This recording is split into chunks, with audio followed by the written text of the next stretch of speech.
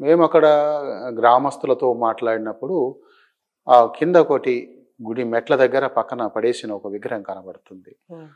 అది ఎక్కడ అరుదుగా దొరికేటువంటి జైన తీర్థంకరులలో 5 తలల నాగు నీడ పట్టినటువంటి తీర్థంకరుడు సుపార్శ్వనాథుడు అంటారు. ఆ విగ్రహం 5 తలలు ఆ విగ్రహం అక్కడ ఉంది.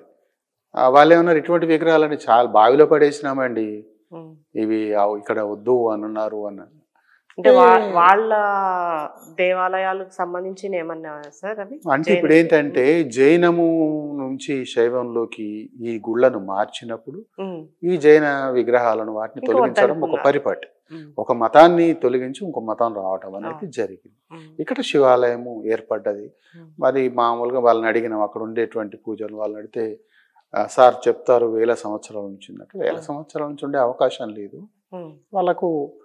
అంటే స్థల పురాణాలే తప్ప చారిత్రక విషయాలు తెలిసి ఉండవు అనేది అనిపించింది.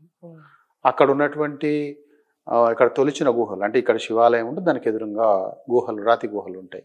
ఆ గుహల్లో చూస్తే ఆ గుహల్లో మళ్ళీ శివలింగాలు పెట్టి ఉన్నాయి, మనం పెట్టినవి, కొత్తగా పెట్టినటువంటివి.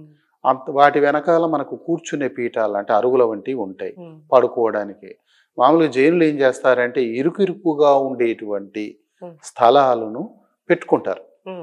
శరీరాన్ని ఎక్కువగా కష్టపెట్టి శుష్కింపజేసి ఇట్లా ఇదొక వాళ్ళ మతాచారం.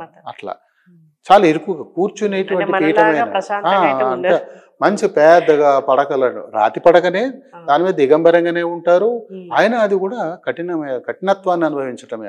అట్లాంటి ఛాయలు ఉండేటువంటివి ఉన్నాయి. మన ఈ మనకి శివాలయం కనపడుతున్న దాని మీద పైకి వెళ్ళడానికి మెట్లు ఉంటాయి. ఆ రాతి ఇది పడగలాగా ఉండి గుడి ఉంటుంది. తొలిచిన గుడి అని మనకు అర్థం అవుతుంది. ఇది కూడా గుహాలయమే తొలిచి చేసి తర్వాత మంటపాలు అవన్నీ తర్వాత కాలంలో నిర్మించినటువంటివి. పైకి వెళ్తే పైన ఒక తటాకం కనబడుతుంది, నీరుండేటువంటి ప్రదేశం. మన కోనేరులాగా దానికి అంచులు కట్టినట్టే మనకు కనపడవు, కానీ పైననే మొత్తం గుట్ట పైన అక్కడ మళ్ళీ విశాలమైన ప్రదేశం, చెట్లు చేమలు అవన్నీ ఉన్నాయి. ఈ నీరు ఉంటుంది, అందులో ఒక మంటపం కూడా కనపడుతుంది. మాకు మేము అక్కడ వెళ్ళినప్పుడు మాకు కలిసినటువంటి ఒక అబ్బాయి ఏంటంటే ఒక రాతి గొడ్డలిని మాకు ఇచ్చినాడు.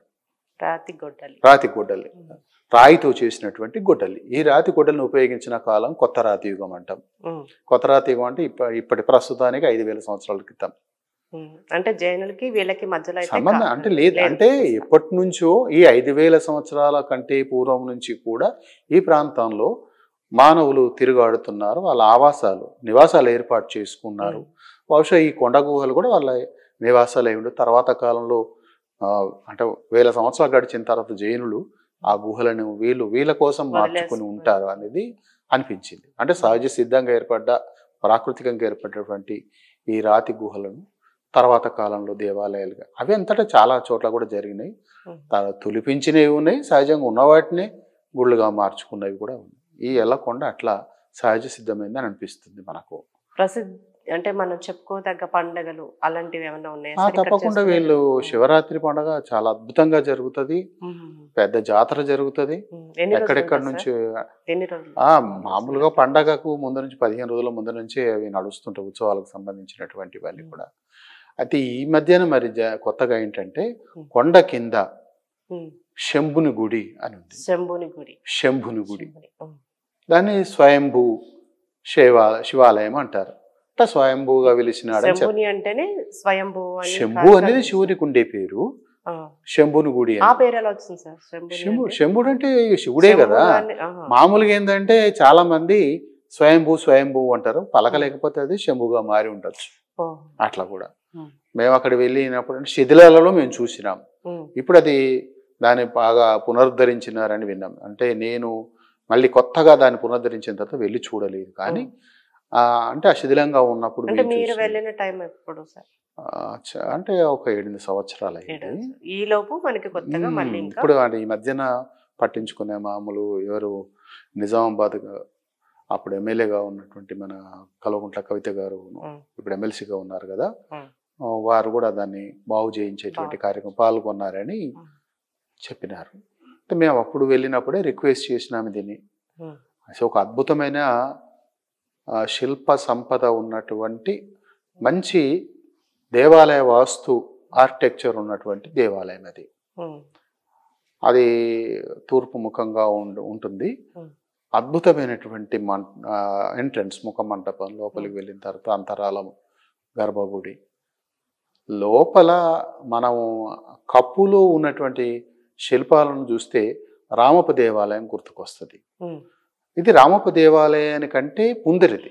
అక్కడ ఉన్న శిల్పశైలి పెట్టి చూసినప్పుడు అది కాకతీయుల కంటే ముందరిది. కళ్యాణి చాళుక్యుల కాలం. అప్పుడు కళ్యాణి చాళుక్యులకు ఈ కాకతీయులు సామంతులుగా ఉన్నారు.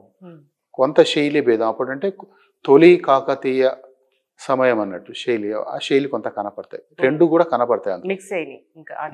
పైన మంటపంలో రాతి దూలాల మీద చెక్కినటువంటి శివుని శివ పురాణం సంబంధించినటువంటి శివుని పెళ్లి, శివ కళ్యాణము అట్లా పైన మంటపం అంటే మంటపము రాతి దూలాలు ఉంటాయి కదా, రాతి దూలాల మీద బొమ్మ దృశ్యాలుగా చెక్కినారు. చాలా ఉన్నాయి అందులో. రామాయణ శిల్పాలు ఉన్నాయి, అష్టదిక్పాలకుల విగ్రహాలు ఉన్నాయి, మళ్ళీ స్తంభ శిల్పాలు వేరు. ఆ మంటపంలో ఉండేటువంటి స్తంభాల మీద శిల్పాలు అద్భుతంగా ఉన్నాయి. కీర్తి ముఖాలు అంట. మామూలుగా ఒక సింహం లాంటి తల ఉండి దానికి కొమ్ములు ఉండి పెద్ద అనుభవం తెచ్చుకొని ఉంటాయి. ఇది రకరకాల మార్పులు ఉంటాయి. ఒక్కొక్క కాలంలో ఒక్కొక్క శైలిలో కనపడి ఇవి ఉన్నాయి కీర్తి ముఖాలు. ఇవి కీర్తి ముఖాలు. అలా నరసింహావతారం, ఆ తర్వాత శివపార్వతులు, బ్రహ్మ, విష్ణువు, ఆల్మోస్ట్ అందరూ ఉన్నారు.